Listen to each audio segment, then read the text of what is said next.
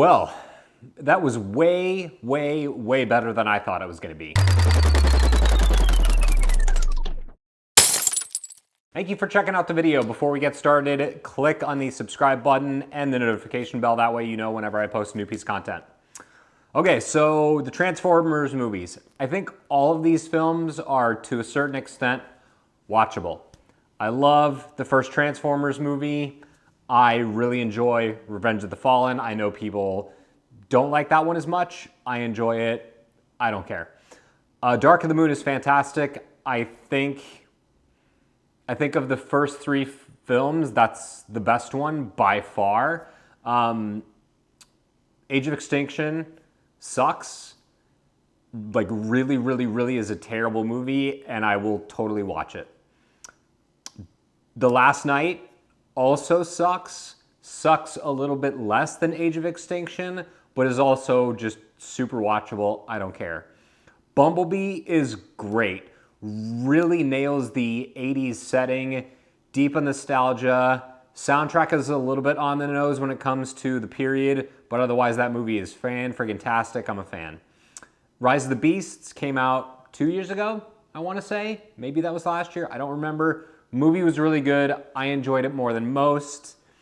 And now we get a prequel, an animated prequel that ditches the Earth setting completely and takes place exclusively on Cybertron. And this movie just is great. I loved this film. It takes us all the way back to pre-War for Cybertron between the Autobots and the Decepticons. Neither of those factions exist at the beginning of the film. You have Orion Pax and you have D16. Orion Pax becomes Optimus Prime. D16 becomes Megatron. At this point in the story, these two characters are miners who go down into the mines and dig up Energon to power Cybertron, and their relationship is like the beating heart of the story. At this point in their lives, they're best friends. They're, I wouldn't say inseparable, but they're extremely close. They're besties. And then the story really follows their friendship as it devolves. And they both, I think something in my AC just made some sort of noise. I'm sorry if I just got distracted for like 10 seconds. I think it might have been the washer. I don't know. So you have these two characters, their friendship as it devolves and as they become not rivals, but like bitter, mortal, we want to kill each other enemies. And that's really hard to do in the course of one animated film. This movie clocks in at about an hour and 40 minutes, and I think one of the great successes that it has is that it does tell that story extremely well. The story is great. The writing is great. I love all the characters. Animated films like this really do live and die by their voice work. If you watch the Jon Favreau version of The Lion King, that movie is completely mothballed and destroyed by terrible voice acting. Beyonce in that movie sucks. She completely derails the entire movie, and Nala's not like one of the two main characters, but she really derails that entire movie because she can sing, but she can sing and dance, she's a terrible voice actress. There's just no way around it. Not every actor can do voice work. This movie has a fantastic cast.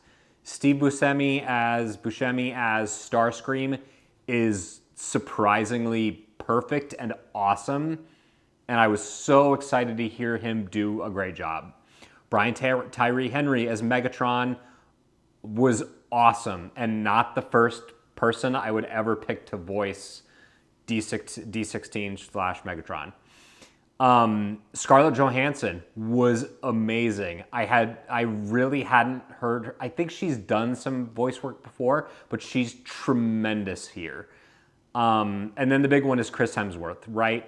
Taking over for Peter Cullen, whose voice is really synonymous with Prime, is a difficult ask, and Hemsworth nails it. He doesn't try to do like a young Peter Cullen. He tries to do a young Orion Pax, and he nails it. he crushes it. He's awesome. And I was really like pleasantly surprised because again, he's a great actor. He's funny, he's engaging, he's charming. But I would never peg him for Orion Pax or Optimus, but he's great. And that's a really hard task to do because Peter Cullen has just held that role for such a long period of time. And Hemsworth deserves a lot of credit for it. John Hamm as Sentinel Prime quietly is really great in this too. And I don't want to spoil any of the like big story moments because this movie actually has some like really great twists and turns. And I think it really is a special film. I think this is one of the better animated movies I've seen in a long time. I had no real expectations going into it, but I was pleasantly surprised by everything I saw from Transformers 1. If there's one critique I have of the film, it is a small one. The action at times, the movie overall looks tremendous, but the action at times tends to feel like the camera is almost zoomed in a little bit too much. And as a result, some of the big action sequences seem like it's hard to see what's going on. I think some of the way that's shot or the way it's animated is a little too fast as well. I think you could maybe add not even 5 minutes of runtime into this film by slowing down some of those bigger action sequences just so you can see what's going on a little bit more. And I think it would have served the story and the film overall a little better. That said, it's a very small critique. It doesn't derail the movie by any stretch, and this movie is friggin' great. Big fan of Transformers 1.